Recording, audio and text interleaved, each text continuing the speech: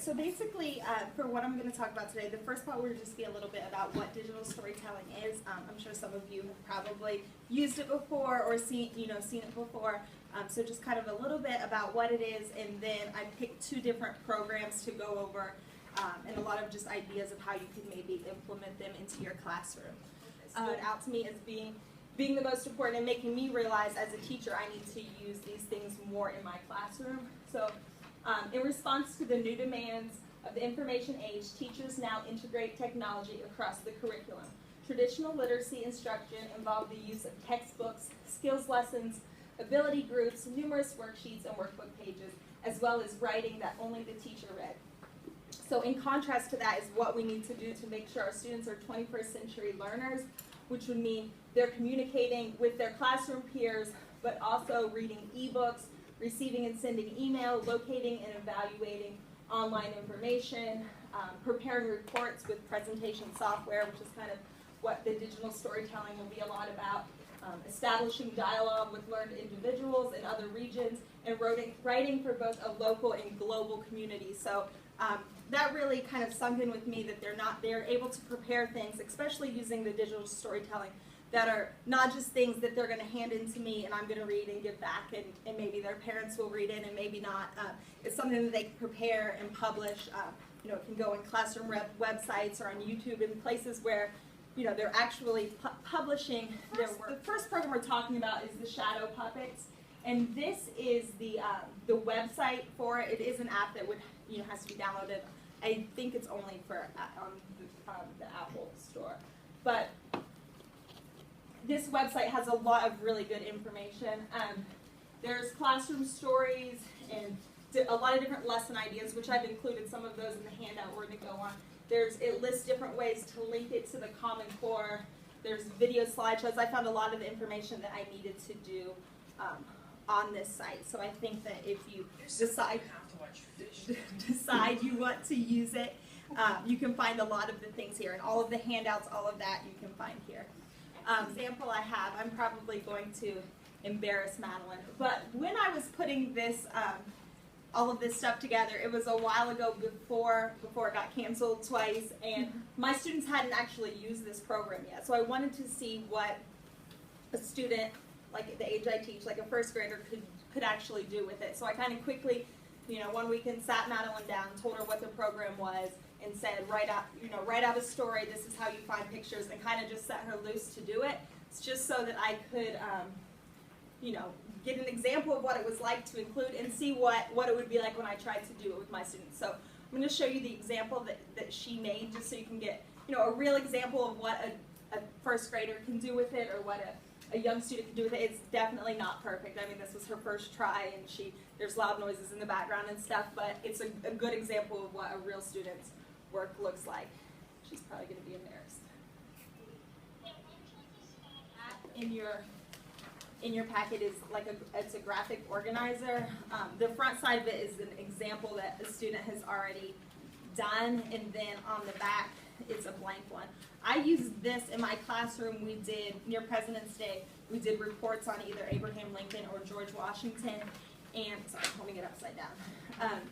So they got all of their things written out, and we're first grade, so our final stories were about 6 sentences long, and so I had them write each of their 6 sentences went here. They drew an idea of what kind of picture they wanted, and then they had the whole thing mapped out for when they actually started recording their story. So I think this graphic organizer is actually really useful. And of course, this could be used for any type of digital storytelling thing. You don't have to use it just for the Shadow Puppets app. And then of course I know we're trying to move away with the digital from doing all of the paper, but for my kids they definitely need to practice, especially the first time, to actually be able to do this. So I wanted to also talk about the image search with this one. And there's lots and lots of digital storytelling apps, but I chose this one to go over in more detail because of the way the image search actually works. There is a built-in image search within the app itself. So that really, it says here, it dramatically expands the video making possibilities but it does give you a lot more options. Within the app, there's an educational search and a web search.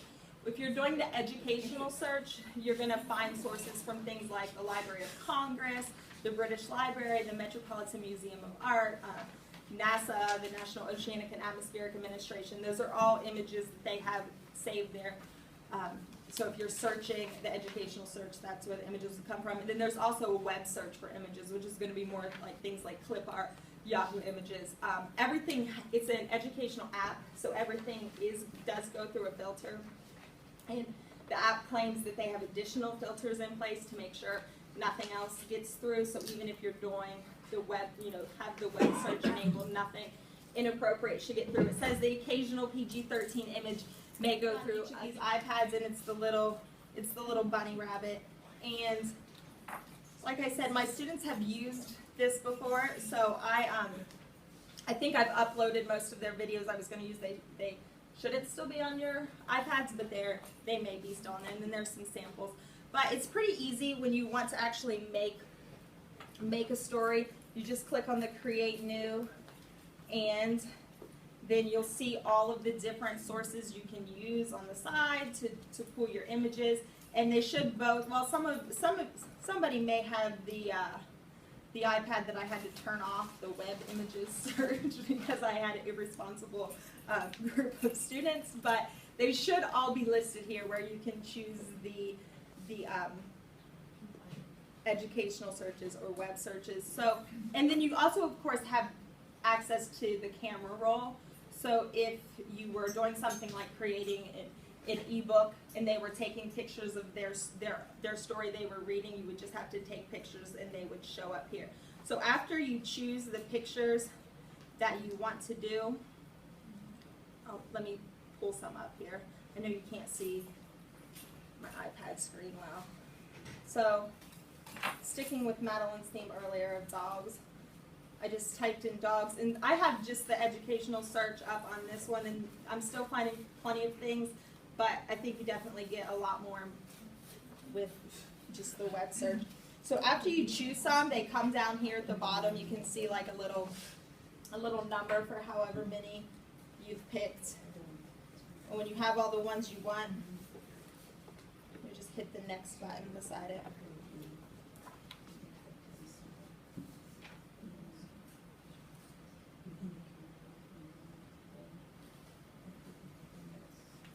After you have hit next, it will kind of show you all of the images that you have chosen.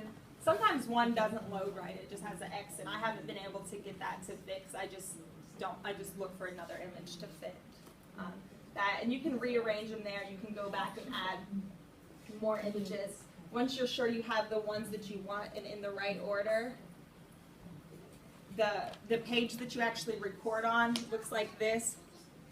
There's a text box where you can type if you want any words to pop up on the screen. And then the music, you can use iTunes Library for your music, or there's a selection in of background music. When I did this with my kids, some of them, they were really excited about choosing music to go with their stories, but some of their music was too loud. And then once I listened to their stories back, I could just hear the music and I couldn't hear what they were trying to say. So my suggestion would just be, if you're using it with kids, make sure it's not too loud, and you use the same music kind of goes through the whole slide. So then you just hit start and start recording what you want to say, and then slide it over, and you can zoom in and out while you're recording also to change the picture. Let's see. The stickers, like you saw in the example that we showed, they don't pull up for you to get them until you're actually recording, but then it looks like this wand. And there's a whole bunch, well, there's not a whole bunch, but there's different things here you can choose from. And then if you just touch the screen while you're talking, that will actually show up while you're recording now. And you can just keep recording and swipe, or you can pause. My kids had to pause between each one that they did, just so that they could practice before they said the next one. But if you have everything you want to say planned out, then you can just go ahead and record it. So like I said, I think I learned best just kind of actually playing with it. And this app, I don't know if I said at the beginning, but the app is free. So if you have iPads in your room, you don't have to pay to put it on there. So I'm setting a timer, like we're first graders, and I would just give you like 5 minutes to just kind of play around with the app, and you can make one, and if it's on there, it's fine.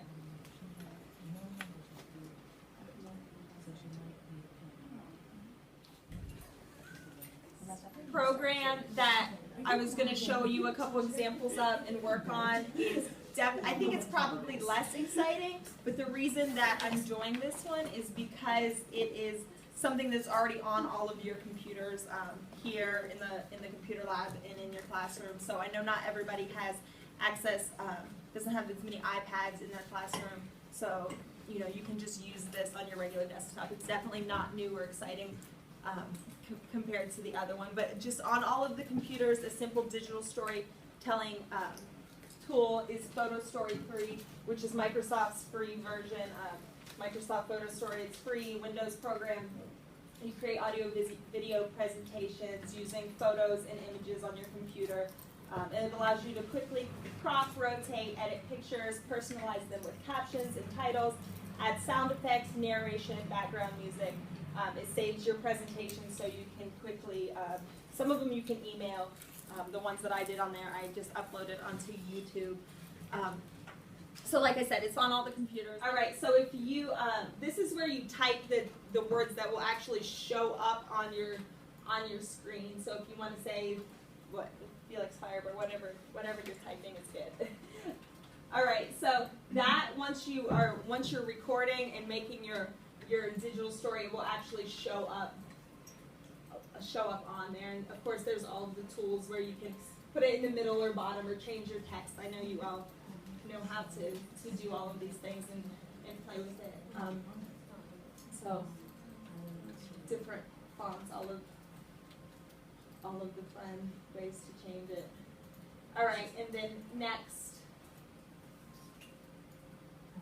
okay, there's no microphone, but that's fine. We don't really need to record it. So when this part comes up, and this is kind of can get confusing between the last screen that you have seen. When you're actually at the recording screen, you can go through and type what you want to say when that screen is up. So I know we're just using one picture, but if we had a couple different pictures here, for each one you could type what you wanted to say. It won't read it for you, but that way when you're going through and recording it, it's a good way to jog your memory of exactly what you wanted to say. Step-by-step guide for using Photo Story 3. I think it's pretty simple. It's not nearly as user-friendly as the app was and some other sources, but it is one that's already on the computers. So that's there. I'm not going to go through it, but if you needed any help with how to use it or a handout for older students to show how to do it, that would be there. There's a couple extra resources.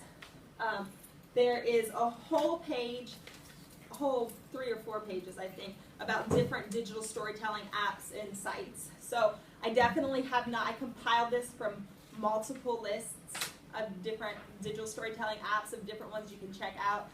If anybody thinks that, has any that are really good ones, we can definitely share those. But these are some of the ones that I found. I think that the easiest thing to do is just do a Pinterest search on digital storytelling and you get tons and tons of different apps and websites and resources. Other extra resources I have here are rubrics. There's 2 different links that you can go to where you can build rubrics and find different rubrics. So these could be used as ways to evaluate the digital stories. And I can email this pack to you if you need it so that you actually have the links that you can just click on.